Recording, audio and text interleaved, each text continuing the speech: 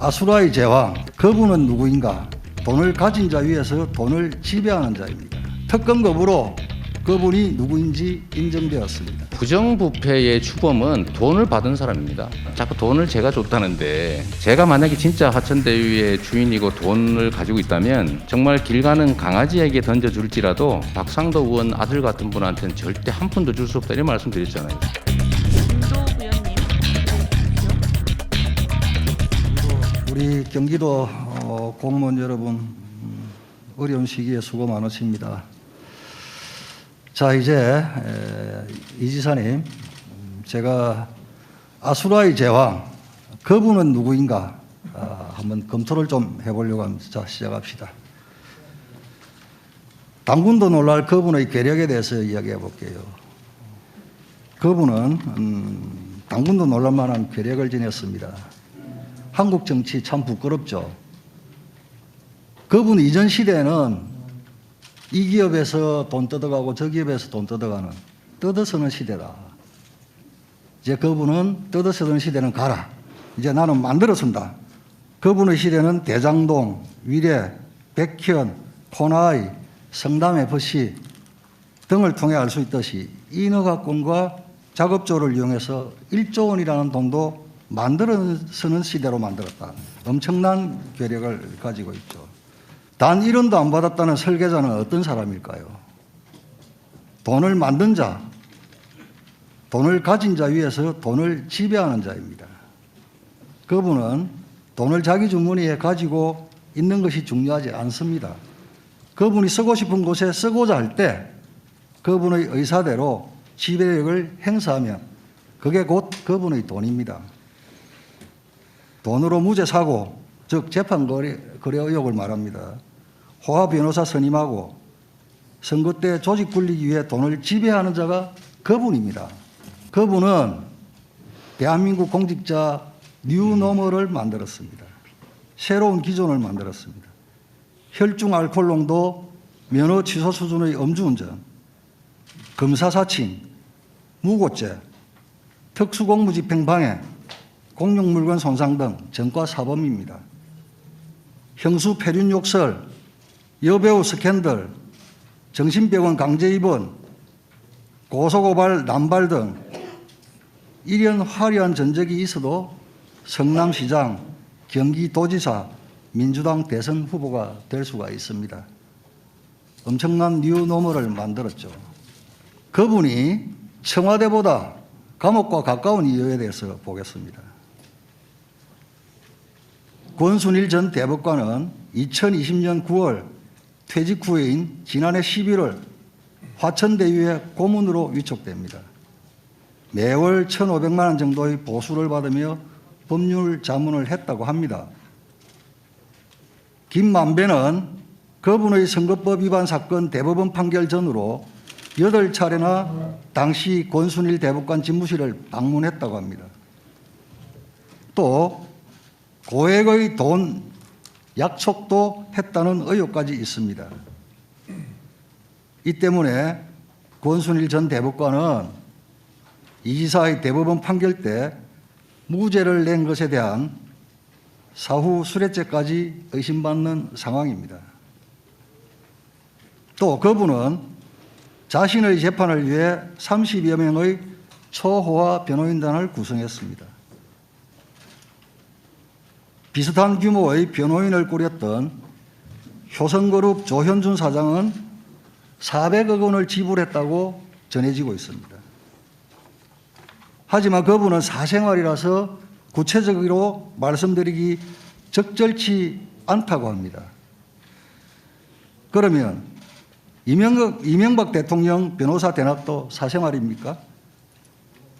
그런데 이명박 대통령은 어찌하여서 변호사 대납 관련해서 유죄로, 뇌물죄로 유죄를 선고받았습니까?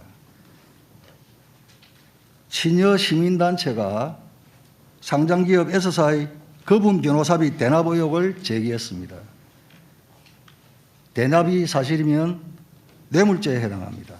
그분의 가면 뒤 실체를 보겠습니다. 그분의 실체는 시민을 챙긴 지자체장이 아니라 돈을 지배하는 자입니다. 변호사 때는 민간 개발을 주장하더니 시장이 되고 난 후에는 공영 개발을 주장했습니다. 가난을 극복하고 성공한 사람이라는 그분. 그러나 그분의 진면목은 권력과 돈의 교집합 꼭대기에서 세상을 내려다보고 있습니다. 서민을 위한다는 그분은 오히려 서민을 위한 임대주택 용지 비율을 축소하고 국민에게는 기본 시리즈의 기본을 강조하면서 자신의 주변은 돈벼락을 맞고 그 돈을 주무르는 사람들로 가득합니다. 그분의 승승장구는 앞으로 우리 아이들의 교육에 준법과 도덕이라는 가르침은 없애야 하는 시대가 될 것이라는 점을 의미합니다.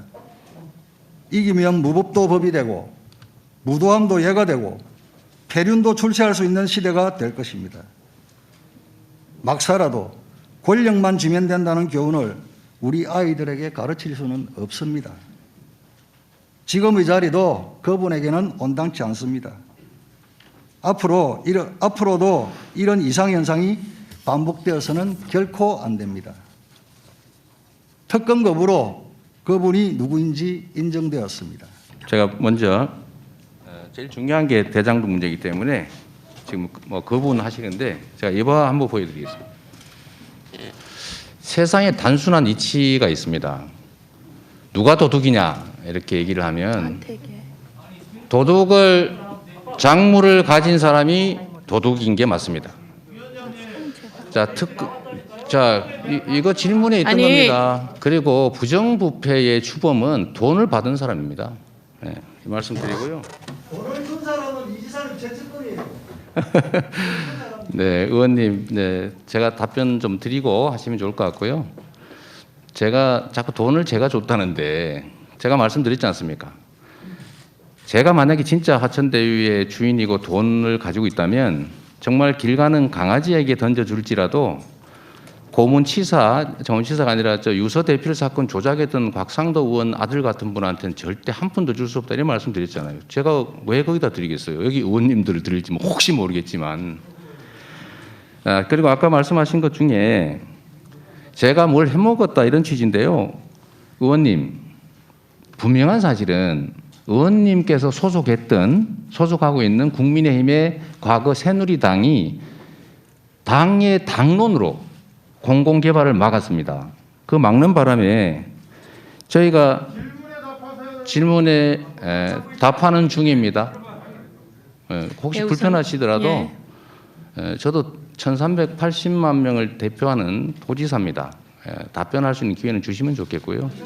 이 사건은 명백하게 국민의힘이 공공개발을 못하게 막았고 국민의힘이 그 동생이 뇌물 받아서 민간개발 주장했고 국민의힘 국회의원이 LH에 국정감사에서 압력 넣어서 LH의 공공개발 포기시켰고 성남시가 제가 공공개발하려고 했을 때 무려 4년이 넘도록 다수 의석을 활용해가지고 공공개발 막으면서 민간개발 강요했고 이 개발 이익을 차지한 민간업자에게 어떤 형태든 금전적 이익을 나눈 건 다 국민의힘 소속의 국회의원 또는 국민의힘이 추천한 국민의힘에 가까운 검찰 출신 변호사들 이런 분들입니다. 그리고 저는 말씀드렸다시피 아까 그 개발 이익 규모를 한번 보여드리면 좋겠는데 최대 1조 원에 이룰 수 있는 이 개발 이익을 100% 환수하려고 했고 그거를 못하게 막았기 때문에 그나마 절반 또는 70%라도 환수한 게 이 사건의 진실입니다. 대선 자금 말씀하셨는데 제가 대선을 전에도 치러봤지만 저는 후원금 쓰고도 남아가지고 반납했습니다. 대선 자금이 왜 필요합니까? 선관위에서 지급되는 돈이 수백억이 있는데 그거는 국민의힘 입장에서는 할 수 있는 얘기고요. 변호사비 말씀은 제가 미리 이 자리에서 드리겠습니다. 제가 선서한 증인이기 때문에 사실대로 말 안 하면 위증죄에 해당될 거 아닙니까? 제가 그 말씀을 지금 아예 밝혀드리도록 하겠습니다. 궁금하실 테니까요. 제가 수사 과정, 그다음에 1심, 2심, 3심 재판 3번, 헌법재판소, 헌법소원까지 이 5건의 재판을 했고요.